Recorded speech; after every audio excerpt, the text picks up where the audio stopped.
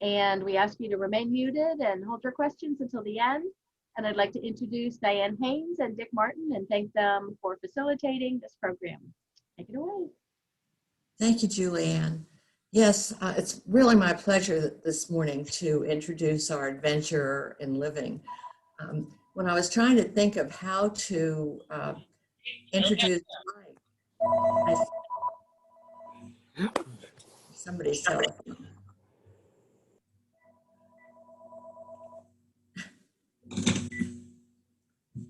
When I was trying to think of how to introduce Mike, all I could think of was Renaissance man. And I looked it up and it said he has much knowledge and many talents. And I think that is a way to describe the Mike that I know and that so many of us know. So without further ado, it's my pleasure to introduce Mike Plaut. Mike, go ahead. Thanks, Diane. And thank you for inviting me to do this. It was fun to put it all together and to bring back all those memories from way back. I also want to thank Julianne for her organizational skill in putting all this together. And also Dick Martin, because he is not only such a wonderful videographer and editor, but you will notice at the beginning of the recorded talk, there is a musical introduction, which I did not select, he did. And it is me playing the clarinet, along with Carolyn Reeves at one of our chamber concerts 2 years ago, when I was playing 6 studies of English folk songs by Ralph Vaughan Williams. And the part that Dick selected to start this talk off was 17 bars into the 6th movement of this piece. So he obviously listened to it very carefully before he made his selection of something perky enough to be suitable.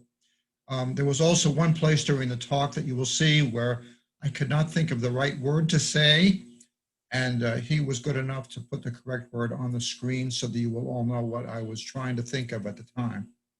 So with that, I will turn it over to whoever will start the recording, and I hope you enjoy it.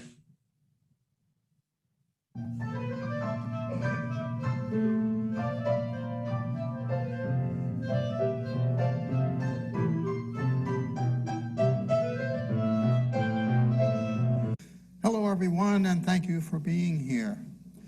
I have named my talk Chance Encounters on Life Paths, Rats, Sex, Student Affairs, and Music. The first part of my title actually comes from an article that I read in the 80s by Alfred Bandura, which was in the American Psychologist, and he talked about how many of the things that we do in life emanate from chance encounters. And you will see that coming up again and again throughout my experience.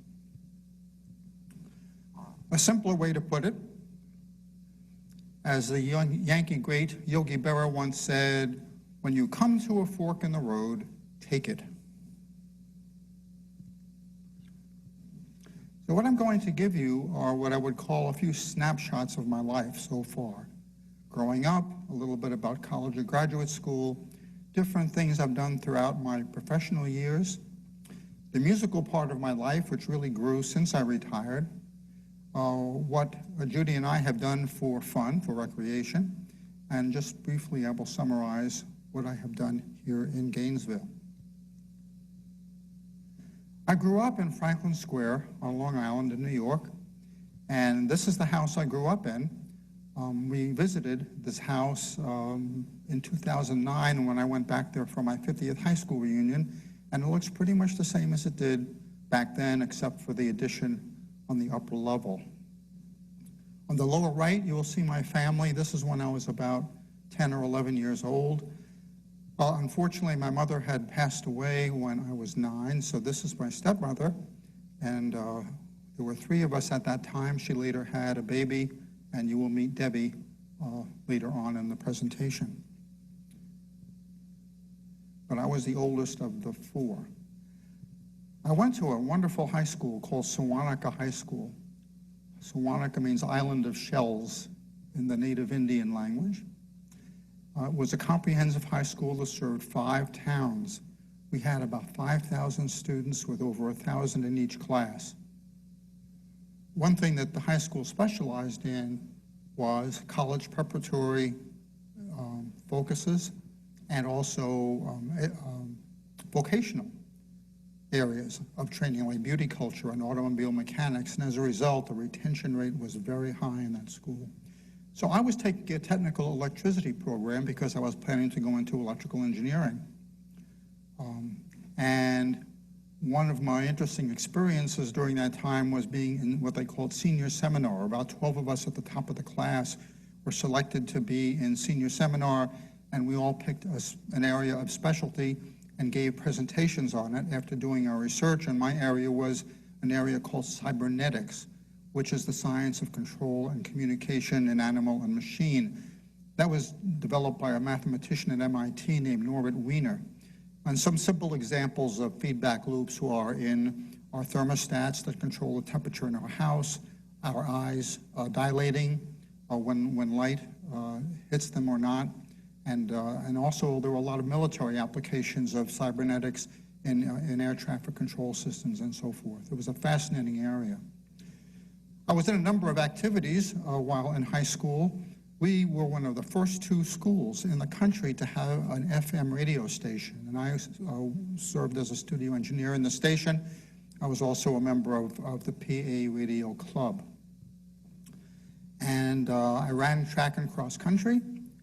I was on student council. I was chief judge of the student court. I served on the yearbook editorial board in my final year as advertising editor, and I played oboe in the concert band. Here are a few shots from my yearbook in the upper left with a couple of the other yearbook editors. On the right, PA Radio Club activities. One of my memorable activities was broadcasting a talk. This was in the late 50s, keep in mind, by then Senator John Kennedy. And what a treat it was to meet him at that time. I think he had just announced his candidacy for the presidency, and he signed my copy of his program. There I am with the student court in the bottom. Our advisor was John Zott, who was a retired Army colonel, and also our physics teacher. Somehow they lost track of me, and I never went back to a high school reunion, but I did go to my 50th in 2009. And there I am with Judy and 2 other classmates at the reunion. Judy Alexander on the left there and I played Hansel and Gretel in junior high school in German. And that was really quite an achievement for us. On the other side was Carol Johansson. She and I were pretty close in high school. She was the captain of the twirling team. She was on the yearbook editorial staff with us. She eventually became an Episcopal priest and recently retired as hospital chaplain in upstate New York. And we still maintain an email relationship since that time. I did a number of things working my way through school. I was a department store stock boy. I read water meters. Those were in the days when you had to go into people's basements to read the water meter. I delivered newspapers. I worked as a library page, and I was a cashier at a donut shop. The water meter reading was especially of interest because we had a water tower which was visible like this from our home, which was built while we lived there. And being on Long Island, we had many foggy, rainy evenings, and I used to love walking around in the drizzle, watching the lights blinking on the water tower. It was like the community god. My dad even painted a picture of it as it looked back then, and that picture still hangs on my office wall here at Oak Hammock. My most interesting employment on the way through school was at a family resort in upstate New York called Deer Park Farm. And I worked there for 8 years, starting as a busboy, and for the last 5 of the 8 years was head waiter. My brother and sister also worked there, and they both met their spouses there. Here are a few pictures of Deer Park Farm. One of the things it was known for was it had a day camp for the kids so that the parents could do what they wanted to without having to worry about the kids. The kids ate separately, and I would work there all seasons, summer, of course, but also the Christmas season and Thanksgiving and so forth. It was a great place to grow up and to learn. Here are a few pictures from Deer Park. On the bottom one, Some of us were horsing around. The girls were feeding us baby food. The fellow on the right there ended up being my brother-in-law. He was my busboy at the time. On the upper right, we were shucking corn for dinner out on the lawn in front of one of the buildings. And when I first got serious with Judy, when I was in graduate school, it was almost an obligation for me to take her to Deer Park to meet the owners and the owner's family, who were almost like parents. And Judy still tells the story with some embarrassment of how we got there very late at night, and I knew how to break into the office to get a key to one of the rooms so we could sleep through the rest of the night until everybody woke up. Of course, the owners had no problem with that at all. They knew what I was capable of.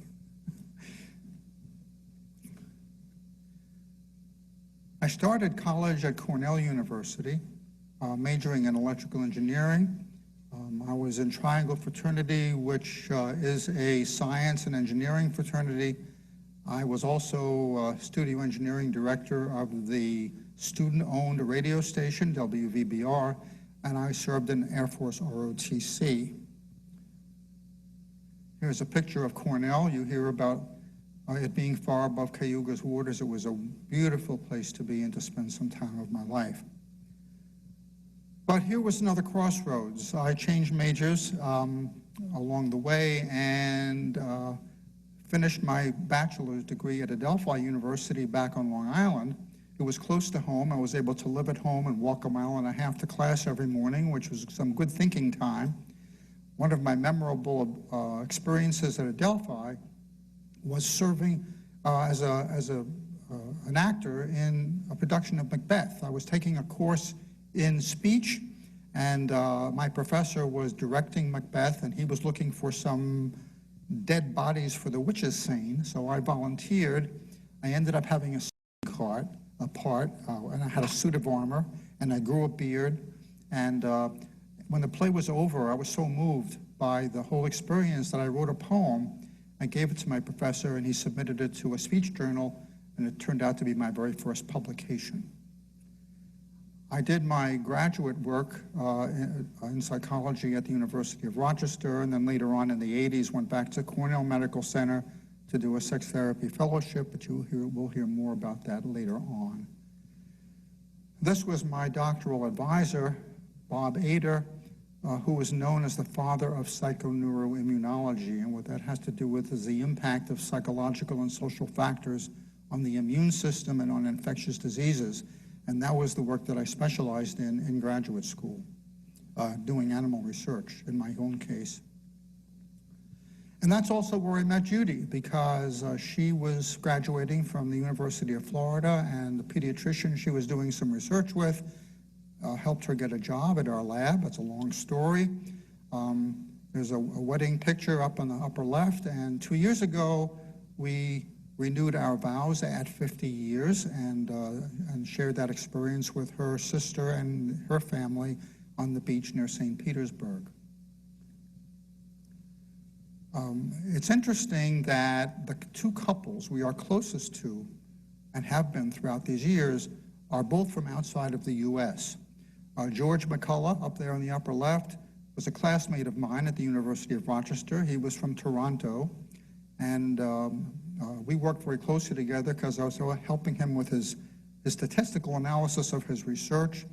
And when he started going with Anne, the four of us became close, and Judy ended up catching her bouquet 5 months before we were married. And we still are very close. Sometimes you hear about academia being like a three-legged or four-legged stool, and in a medical school it is more like a four-legged stool, because the kinds of roles you can play can involve teaching, research, clinical service, and administration, and I did all four of those, often overlapping at different times of my career. I started off doing animal research, and when I was at Adelphi as an undergraduate, I was mainly doing learning studies. But here was another fork in the road. I was going through orientation at the University of Rochester and took a tour of Dr. Ader's lab in the psychiatry department, and I was just fascinated by the work that he was doing on psychosocial factors and resistance to infectious disease. And that's what I decided to focus on. We also studied circadian rhythms, which often meant sleeping in the lab, as graduate students are usually the ones expected to do. We studied parental behavior as well. Maternal behavior had often been studied, but we were also involving the males as parents. Now, of course, when you put a male and a female together in a cage, whether or not they're young there, you often get new offspring. We wanted to prevent that, so I developed a procedure to do vasectomies in rats. And how that happened is a long story, but I ended up having that surgical paper, of all things, published in the journal Science, which has about an 80% rejection rate. And one of the medical illustrators in the department made some beautiful sketches of my rats, and they put that on the cover of that issue of Science that my article was in. I held 3 professional positions over the course of my career. After leaving graduate school at Rochester, we went to Galesburg, Illinois, which is halfway between St. Louis and Chicago, to a state research hospital where we were involved in brain research with scientists from all over the world. We were there for just under 5 years, and then I was fortunate in getting an offer from the University of Maryland School of Medicine and spent 35 years there, and we loved it there. Retiring in 2008, and then we went to the University of North Carolina, Wilmington, and there's a good reason we went to that particular area, but I will explain that later. And I just taught part-time there and had a part-time practice from 2009 until 2013 when we came to Oak Hammock. Here is the other couple that Judy and I are close to. When we were in Galesburg, Pierre Baumann, who was a neurochemist, came to do a postdoctoral fellowship with us. He left his wife and kids, who were about 2 and 3 at the time, back home in Switzerland. But Pierre and Judy and I became very close during that time. We have been visiting back and forth ever since, as you will see later on in the presentation. Just in the past few months, Pierre needed to clean out his university office after 45 years. And he found a bunch of my old animal papers there. And he put them together and took pictures of them and sent them to me. So here I'm able to show you in 2 pages just some examples of the kind of papers that I was publishing back then in the 70s. And here's a picture of me during my early days at the University of Maryland. One inside joke that Judy and I have is that whenever I am preoccupied and she can't get my attention, she says, "You're thinking about rats, aren't you?" Because that's usually what I was thinking about back in those early days, where she'll say, "You're hatching," when I'm preparing a talk or something like that, or writing a paper. And we still kid around about that. Another turn in my career was getting into the field of sexuality, which I never expected to do. But we were at the University of Maryland, an interprofessional intimate human behavior course. Because back in the 70s, it was becoming more apparent that we weren't doing enough to train our growing health professionals in the field of sexuality. People didn't know how to take a good sex history or how to advise people when they had sexual problems, and patients were often too intimidated to ask. And the course involved very intense small group discussion and videos of older people and people who had chronic illness and people who were injured, just to illustrate how they can recover their sexual function. It was fascinating. And we learned that there was a faculty workshop in the summer, and I had a postdoctoral fellow in my lab who encouraged me to do the workshop with him on alternate weeks, so I did. And then they ended up inviting me to be a small group leader in the course, and I learned that that's how they recruit small group leaders. I ended up not only being a small group leader, but later on lecturing in the course and eventually becoming course director. I later went back for training in sex therapy so I could become certified in that area. Judy and I did workshops with Masters and Johnson, who were the people who developed behavioral sex therapy in St. Louis. And did my sex therapy fellowship at the Cornell Medical Center. I ended up seeing patients through the faculty practice and training students to do sex therapy when I could. Sometimes I was invited to go to fascinating places to talk. I was the editor of the Journal of Sex Education and Therapy for 5 years, and I even co-authored a book on sexual dysfunction. This was published by a British publisher, and when they invited me to do the book, they said they wanted me to co-author it with a gynecologist and a urologist, but neither of them could be from the US. So I invited an Italian gynecologist and a British urologist, and the three of us did the whole thing by email. I was also very active in the Society for Sex Therapy and Research. I was president of that organization, and in the next few slides you will see some examples of some of these things that I have just listed in my involvement in sexuality. Judy and I did our first workshop with masters in Lausanne, Switzerland in 1985, and here are the two of us with Bill Masters, who was just a fascinating guy back in 1985. Now this picture was only taken 2 years ago, but Richard Kogan is another person who I met in the 80s who was involved on the Cornell faculty in the Cornell sexuality program. He is also a concert pianist, and he does programs on various composers and their mental and physical health and how it relates to their music. And 2 years ago, he came here to perform at the Phillips Center, and this picture was taken when we went out to dinner after his performance, and he was just here again this past September. So it was just wonderful to have him here in Gainesville.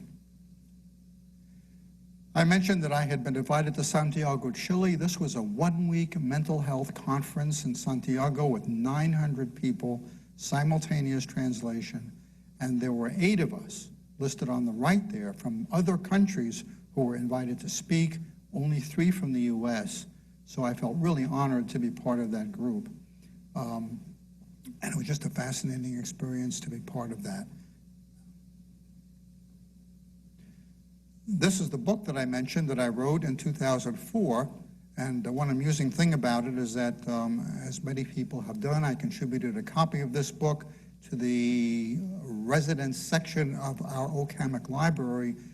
It somehow disappeared from the shelf. I'm not going to speculate on why that might have happened, but it's gone. It was a fascinating experience to be invited to write that book.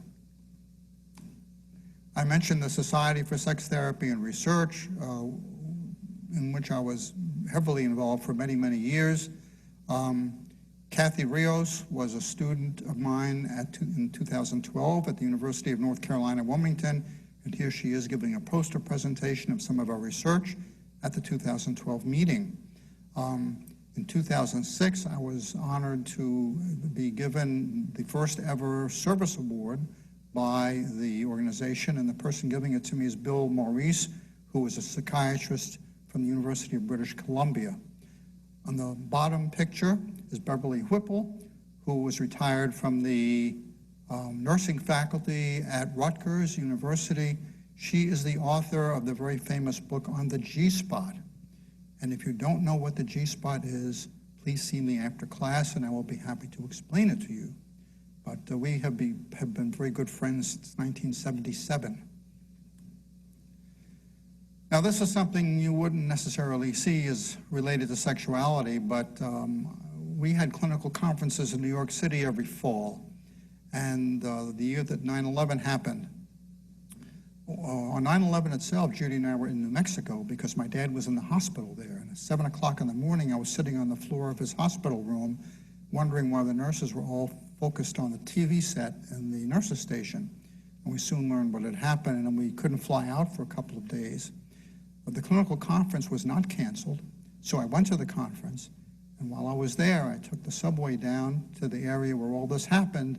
It was drizzling rain, and just unbelievable to see what happened, both in terms of the destruction and also the memorials that people put up, efforts to find people who they had lost in that terrible tragedy.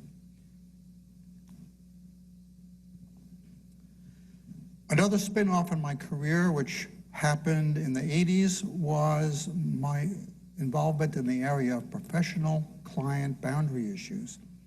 I served on the Board of Examiners of Psychologists for the state of Maryland, chairing it for the last 2 of my 3 years. And as in many professions, there are ethical standards regarding intimate relationships between professionals and clients. And I was totally blown away to see 12 sex-related cases that we had to deal with of disciplinary nature during my time on the board. And not only was it surprising to me that these things happened, but we were not teaching our students about them, preparing them for these kinds of risks. So I started teaching about the area in the Intimate Human Behavior course. And since then, I have been invited to give presentations at a number of universities, some of them since I've been here at Oak Hammock. And I find that even though I don't look for professional involvement anymore, people still find me because this is still an area that needs to be addressed. One of the things that I did while I was working in this area was I chaired a 24-member legislative task force in Maryland to study professional client sexual exploitation. And when we were testifying before the legislature to set this up, I met a woman who had been sexually involved with her psychiatrist in the 80s as a college student. And she had been so depressed, she had attempted suicide. She spent 4 months in a psychiatric hospital. And at this time in the early 90s, she was just recovering to the point where she could get her life back in order. And she moved to New Mexico, married. She now has a college-age daughter and a thriving practice of her own. And she has put all of her journals together and written this book describing her experience and her recovery from it. And we had not had contact for 20 years, but she contacted me and invited me to write the afterword for this book. And just came out this past March. Another leg of the stool was my role as Assistant Dean for Student Affairs, which started in 1979 at the University of Maryland. And there are a number of things that I did in this role. Of course, counseling students, dealing with disciplinary issues, fortunately not very many in the medical school. I wrote letters for students, especially dean's letters, which are the letters we write to their residency programs. We ran freshman orientation. I was in charge of the faculty advisory program, and one special component of that program was a program that was called Human Dimensions in Medical Education, which involved more intensive relationships between students and their advisors. We would have faculty-student retreats every fall, and our retreats also included significant others. And the reason the B is there is that the significant others all had name tags that said their name and then S.O. Well, the husband of one of our faculty members wrote a B after the S.O., and of course he knew he was going to be questioned about that. Why does it say S.O.B. after your name? And he said, that's because we provide a sense of balance.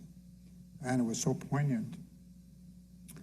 Another thing that we did in these more intense groups is we would have gatherings of faculty homes, which involved students, faculty, partners, kids, and it was a way for the students to learn a little bit about how you can blend professional and personal life and address some of those challenges as part of what we call the hidden curriculum, things that we didn't always teach students, but it was helpful for them to have an experience learning about. We ran the white coat ceremony in the freshman year, where the students got their white coats for the first time. I used to do specialty selection workshops in the junior year so that the third-year students could help decide what specialty they wanted to go into. Many of them do not know that late in their medical school career because they keep learning new things and meeting new people. In the middle of March of the senior year, we had the residency match. That is, students finding out where they're going to spend the next 3 years of their life. And then, of course, we ran commencement at the end of the year. So here is the Wisp Resort, ski resort in Western Maryland, where we had the retreats every fall. And of course, being August, there was no snow, so the resort was not too expensive. They gave us a good break. So here is the view of the ski slope from our room. And my exercise every morning was to hike up that ski slope and back down again before breakfast. Good way to start the day.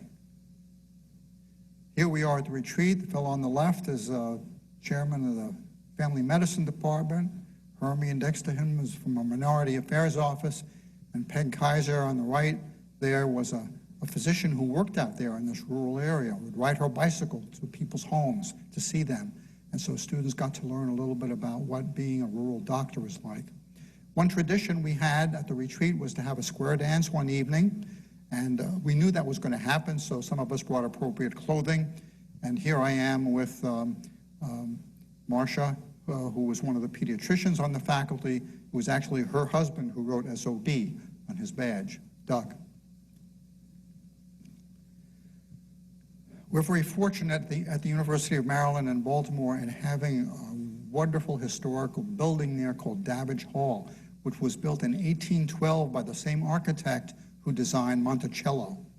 And here on the lower right, you can see one of the lecture halls inside that room.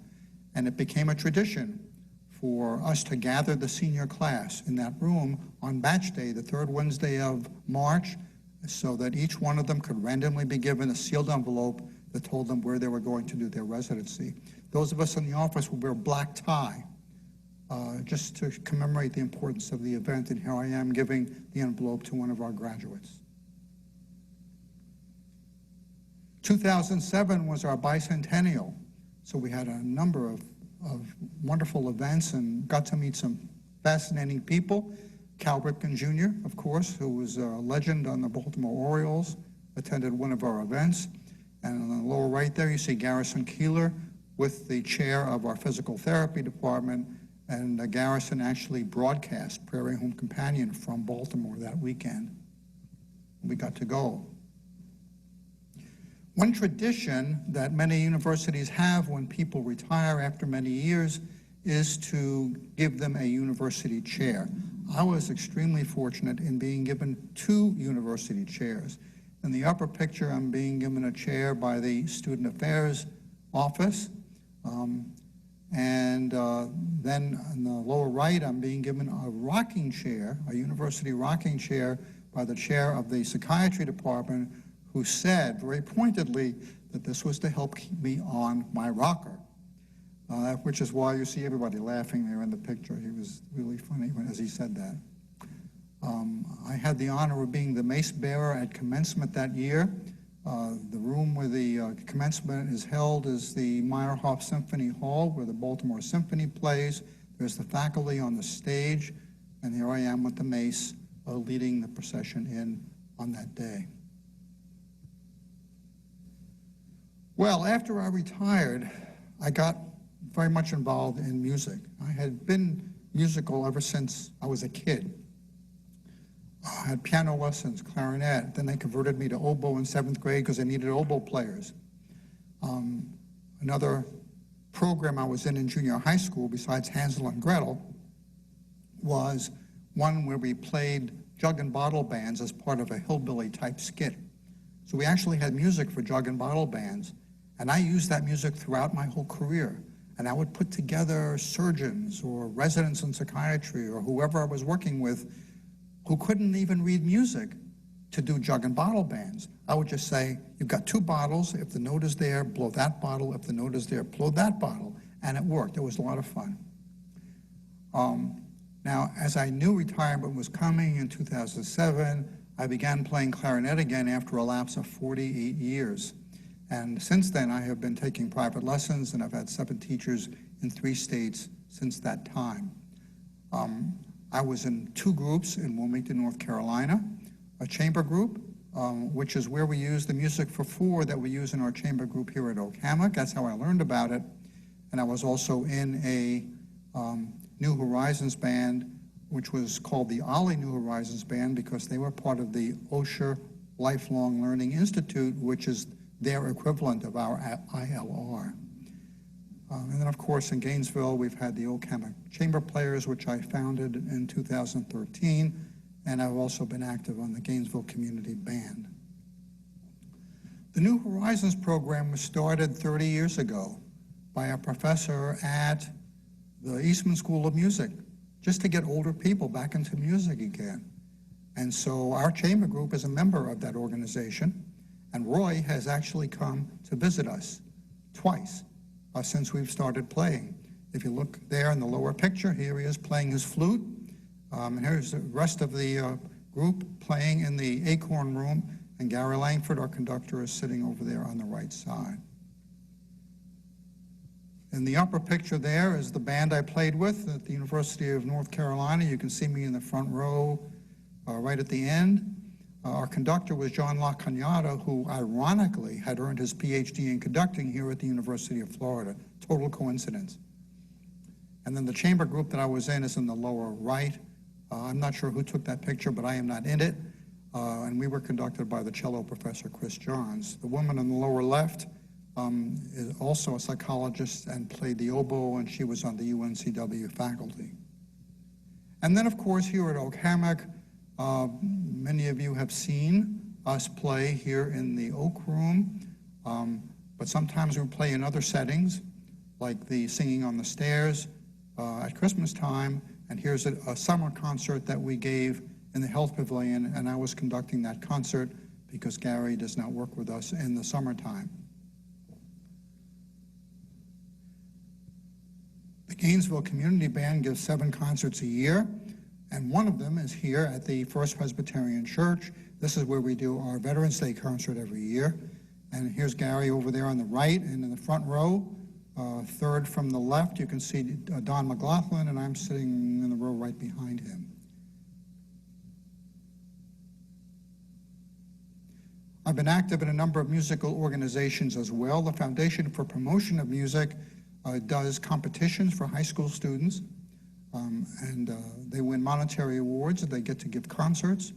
New Horizons I have mentioned, and I am currently serving as secretary of the New Horizons International Music Association. So we're having international Zoom meetings every month. I've recently been appointed to the board of directors of the Friends of Music at the University of Florida. Being a clarinetist, I'm a member of the International Clarinet Association, and fortunately they had their annual conference in Orlando in 2017, so I actually got to go without having to spend a lot of money. And that same year I wrote an article for their journal called Returning to the Clarinet in Later Life. Here are some of our student competition winners from the Foundation for Promotion of Music at the Thomas Center, which is where we have our performances every year. These pictures are from the ICA meeting in Orlando. It's a clarinet choir in the upper left from Eastman School of Music. In the bottom, you'll see the exhibit hall. Looks like a sea of grenadilla wood, hundreds of clarinets for sale, and also accessories. And in the upper right, we have 4 University of Florida students who were attending that meeting. The second one from the left, Libby, was my teacher at the time. She's now finished her doctorate at Arizona State University and is teaching in South Florida. And of course, no matter what groups you play in, you gotta practice. This is my favorite practice cartoon. I don't want to practice, I want to skip ahead to the part where I'm awesome. Well, I was fortunate in having some people facilitate my practicing. Mitch Estrin is the professor of clarinet here at the University of Florida. I knew I was coming here, and I approached him when I was still in Baltimore, and he helped me buy my first professional clarinet, and he has found all of my teachers since I have been in Gainesville. And my current teacher is Alexis Bush, who has now finished her master's and is teaching in Citrus County, so we're doing Skype lessons. And you may have seen Mitch and Alexis present together here in this in Oak Room when ILR had its woodwind course. And my final area of focus here is what do we do for fun with all of this professional stuff going on. Judy and I have always enjoyed going to orchestral concerts. In Baltimore, we had partial season tickets to Orioles baseball. We enjoyed camping in our early years. We still enjoy hiking. I bike every morning still. We used to cross-country ski, but that's not something that's easy to do around here. We both enjoy beaches, and we're involved in a sea turtle project in North Carolina, and we have traveled a lot, including cruising. So I'll show you some examples of those and closing up here. Judy gave me a surprise 50th birthday party at the Babe Ruth House in Baltimore, and that was really quite an event. She invited 80 people, and the Babe Ruth House, of course, has lots of small rooms, and every time I went into another room, I found more people, people who were former students and attorneys I had worked with and colleagues, and it was just amazing. Now, fishing is a joke in our family because in Judy's family, you have to pass a fishing test to marry into the family. I got out of that because I didn't meet her dad until 3 days before our wedding because we couldn't afford to come down here from Rochester that easily. I had met, fortunately, other members of her family. But my brother had a fishing boat, and there were times when we went with him, and here was a citation bluefish that I caught. I was kind of proud of that. But fishing is not something that I usually enjoy doing. Topsail Island was a big part of our life for 24 years. Another couple we were close to were people from the Hopkins faculty. Peter Fagan was also a psychologist, also a sex therapist. He was my predecessor as president of the Society for Sex Therapy and Research, and he and his wife Gail came to Topsail Island and built a beach house, and we stayed there for a weekend with them one time. And within a month, we had bought a lot, and we designed and built this house.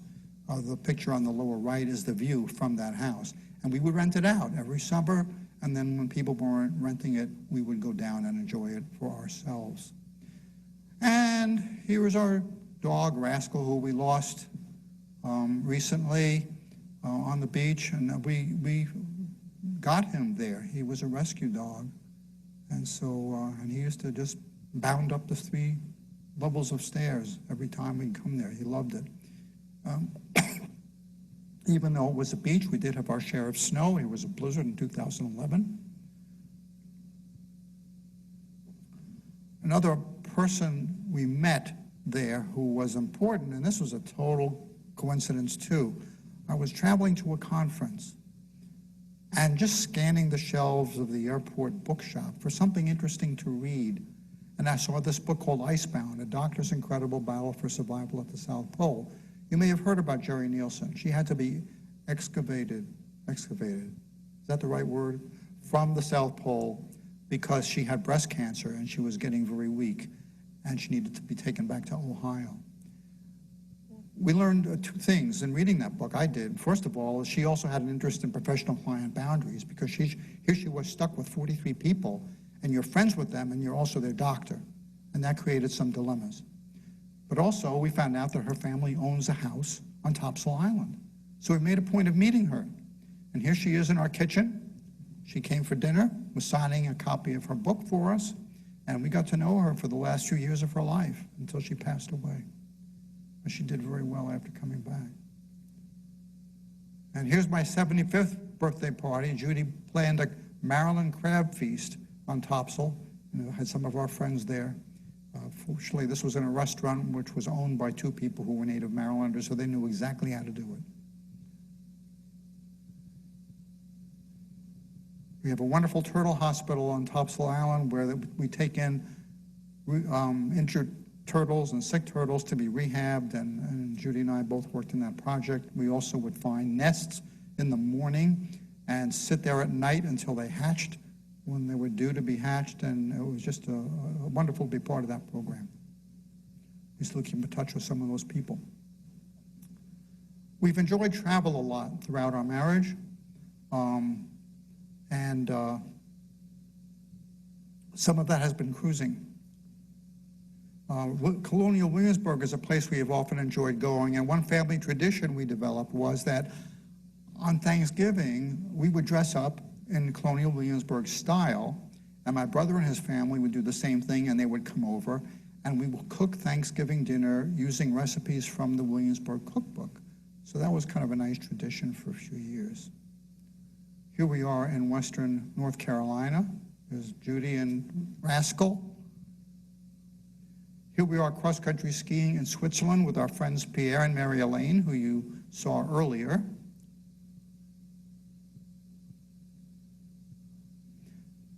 I mentioned that I had a fourth member of my family, the last sister to come along. Debbie lived in Dubai for a few years, and that's a long story all by itself, but we went to visit her in 2010, and there we are in the desert near Dubai, and here I am on a camel. She's now back in Boston. Her two sons have graduated from law school and medical school, respectively. Here's Judy and Debbie in the mosque at Abu Dhabi. And the building there on the right is an example of some of the unbelievable architecture that you see in Dubai. And we went to have dinner at a restaurant up at the top of that building. And here are the two girls sitting in the lobby. We got to see the end of the Grand Prix in Paris in 2012, won by a Britisher. This is one of my favorite cruise pictures, Bora Bora 2012, because here is a piece of World War II history, and then you see the native outrigger canoes down there in the water and our ships out beyond. They could not dock. There's no place for them to do that, so we would take tenders in to get to the land. But just a beautiful place to be. I mentioned Pierre and Mary Elaine before. You saw us skiing with them before, but here we are 2 years ago in Switzerland with what we might call our extended Swiss family. Pierre and Mary Elaine's daughter, Katrin, and the one in black is our niece, Heather, who was a physician in California, her two twins, who were 12 at the time, and we all spent 2 weeks together in the Italian section of Switzerland. 2 years ago was our 50th anniversary, and we spent 6 weeks in Australia. Here we are having dinner just outside the Sydney Opera House, and the picture on the bottom is the Pinnacles, which is on the west coast of Australia near Perth. And when we were in Melbourne, I visited the Percy Grainger Museum. You may not know about Percy Grainger, but he is an Australian composer who's actually spent most of his life in the U.S. In fact, he learned how to write band music as a member of the U.S. Army Band in his late teens. And I love seeing an original score like this because people don't write music like this anymore. They use computers. And just to see how they would do it back then and white things out and redo them is just fascinating. You can see their thinking process. I've done a number of things since coming to Oak Hammock. As all of you know, you can reinvent yourself here, and I have enjoyed being not only part of the chamber players and the Oak Hammock Singers, but working with the marketing department, with Recycled Riches, serving on residence council twice, serving on a search committee, and also on the welcoming committee. I've talked about my musical activities. One additional thing that I've done is being a mentor in the Take Stock in Children program. Here I am with my mentee, Carlo, after he was inducted into the National Honor Society last year. He's from the Philippines, as is his family, and he's done extremely well as a student here in Gainesville. I'm going to hate losing him after he graduates. And also very much involved with the election office here in Gainesville as a precinct clerk. 2016, as you might imagine, 2016 and 2020, but especially 2020 have been amazing because of COVID and the number of voters that we had. And this is just a scene of the Supervisor of Elections lobby. We are not permitted to take pictures of voting places, so we are very good about that. So I will just end by reflecting on what do I value, having had all these wonderful experiences. Number one, of course, are my relationships with Judy, my family, both old and new friends, former mentors, colleagues, students, and patients. And I still hear from people now and then, still keep in touch with some students from way back. And the legacy that I hope I have left. It's nice to see that my publications are still cited, not only fairly recent ones, but even some of those from the 70s that I wrote, invitations to speak and to write and to consult and to serve in various ways, and some evidence that I've had a positive influence on other people as I've gone through this journey. Thank you very much.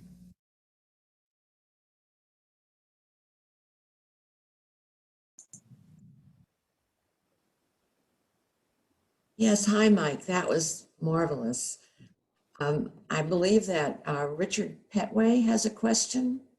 Yes, Richard, please. there you are. Yes, please. In our discussions before your trip to Australia, I learned that you had visited New Zealand, uh, which is one of my favorite places. And I noticed it wasn't on your list of places. It certainly doesn't compare with Bora Bora, but I wonder if you would give a brief contrast of your trips and your impressions of the two twins down on the Southern Ocean of New Zealand and Australia. Well, thank you for asking, Richard. You know, as I said at the beginning, these are snapshots. I couldn't nearly include everything that we have done, but we did go to that part of the world for our 25th anniversary, starting on the Great Barrier Reef in Australia. And then we went to New Zealand for most of our time and went to 3 areas there. And it was very different. We enjoyed being on Rotorua, where all the steam was coming out of the ground and it smelled like sulfur all the time. Seeing snow in Queenstown at the southern end. So we really enjoyed being in both places. And I wouldn't say that one is better than the other. They're just very different. And each one has its own things to offer. Thank you. Mike, you barely mentioned conducting. You showed one picture of you conducting the chamber players over in the Health Pavilion. Could you tell us a little bit more about how you got into conducting and how much you do it now? Actually, I probably got into conducting when I was about 5. I used to have a fantasy about conducting an orchestra, and I would stand in front of my grandfather's phonograph and conduct an imaginary orchestra. So that's something I've thought about my whole life. I remember once going to a party and we were all asked to put something on our badge about what we would like to be if we could be anything. And I had 2 things on there, an orchestra conductor and an astronaut. So it's been nice here with the chamber group to have an opportunity to actually conduct. And I do that every rehearsal for the first half hour. And Gary gets there just to warm the group up. And then, of course, in the summer when he's not around.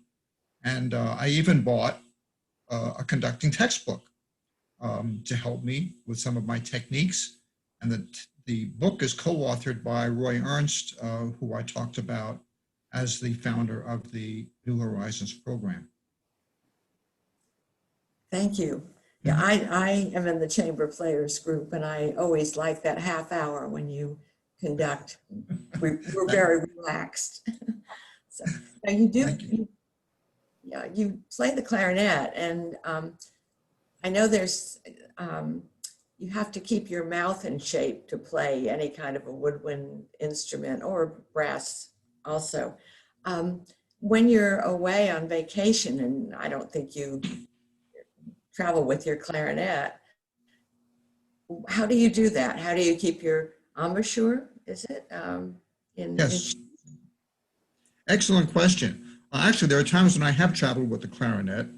I remember even going through TSA one time, and the officer knew exactly what was in that case. He said, "It's a clarinet, isn't it?" But what I do when I travel is I use a little device called a facial flex. It's something they designed actually for women to keep their lines from forming around their mouth.